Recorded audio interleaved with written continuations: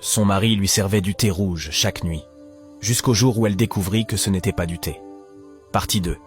Devrais-je le boire, juste cette fois, comme il l'a demandé? Mais si ce thé est sans danger, pourquoi n'en a-t-il jamais bu, lui? Pourquoi sort-il toujours avant, puis se cache pour le préparer? J'ai pris une profonde inspiration, secoué la tête et murmuré « Je ne peux pas le boire ». Ses yeux ont tremblé. « S'il te plaît », dit-il doucement. « Tu me connais depuis des années. Je me suis occupé de toi même avant notre mariage. Est-ce que j'ai l'air de quelqu'un qui pourrait te faire du mal? Alors pourquoi insistes-tu autant? Pourquoi? Ai-je répliqué.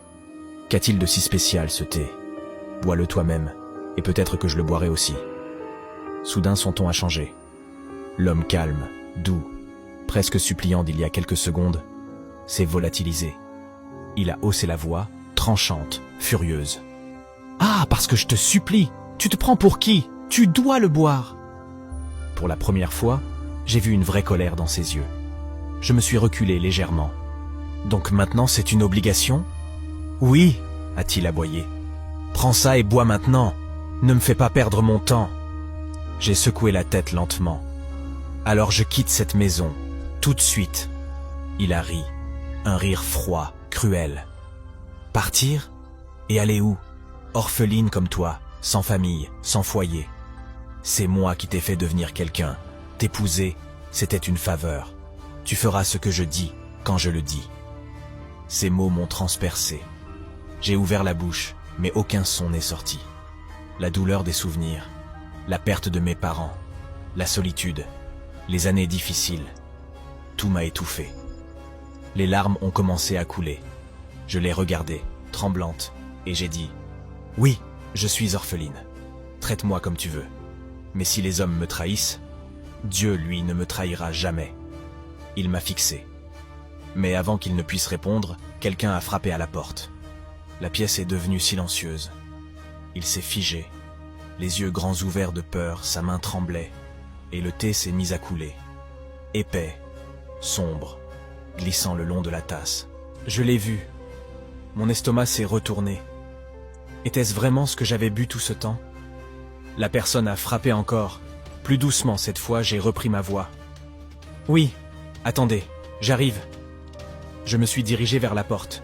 Il a crié « Non, ne l'ouvre pas !» La frappe est revenue, lente, délibérée, presque prudente. La panique déformait son visage. « J'ai dit ne l'ouvre pas !» hurla-t-il. Mais je n'en avais plus rien à faire. J'ai tendu la main vers la poignée quand j'ai ouvert. Je me suis figé. C'était mon oncle, l'homme qui avait rendu ma vie insupportable après la mort de mes parents. Sans les inconnus bienveillants qui m'avaient aidé, je ne sais pas où j'aurais fini. La dernière fois que je l'avais vu remontait à plus de 15 ans. Il a souri faiblement. « Jenny, comment vas-tu? »« Je vais bien. Entrez, je vous en prie. » Il a secoué la tête. « Pas besoin. Je ne suis pas venu m'asseoir. Je suis venu te sauver de cet homme qui dit être ton mari. Va préparer tes affaires, on s'en va. » Je suis resté planté là, l'esprit vide. Devais-je être soulagé ou effrayé? Comment m'avait-il retrouvé? Je me suis tourné vers mon mari. Il tenait toujours la tasse, les yeux fixés sur mon oncle. Il ne disait rien. Il y avait dans son regard quelque chose que je ne comprenais pas, mais j'ai ignoré cela. Peut-être valait-il mieux partir. Comment rester avec un homme qui me cache tant de choses et insiste pour que je boive quelque chose que je ne comprends pas? Au moins, loin de lui, je pourrais réfléchir. Je suis allé dans la chambre pour préparer quelques affaires. Alors que je fermais ma valise, j'ai entendu la voix de mon oncle, basse et ferme, comme s'il parlait à mon mari. « On t'a donné assez de temps », disait-il. « Pas d'autres excuses. » Je suis resté figé. Qu'est-ce que cela voulait dire? Je suis sorti avec mon sac. « Allons-y », dit mon oncle doucement. J'ai hésité, puis je l'ai suivi dehors. Il a ouvert la porte de la voiture. Je suis monté. Nous sommes partis dans la nuit silencieuse. Les minutes semblaient durer des heures. Je regardais par la fenêtre. Nous nous étions beaucoup trop éloignés de la maison. « Oncle, ce trajet devient un peu long, » murmurai-je. « Où est-ce qu'on va exactement ?» Il a souri faiblement, sans me regarder. « On y est presque. » J'ai forcé un sourire. « Merci. » Mais au fond de moi, je n'étais pas rassuré. Quelque chose n'allait pas. J'ai sorti mon téléphone. juste pour me distraire. Et c'est là que j'ai vu le message de mon mari. Il avait été envoyé 40 minutes plus tôt, chérie. Je suis désolé. Je n'ai pas pu empêcher ton oncle de t'emmener. Je n'ai peut-être pas été un bon mari, mais ton oncle est dangereux. Trouve un moyen de sortir de cette voiture. Je vais tout expliquer à propos du thé rouge. Tu mérites de connaître la vérité. Si tu rentres et que je ne suis pas là, j'ai laissé une lettre avec toute ma confession.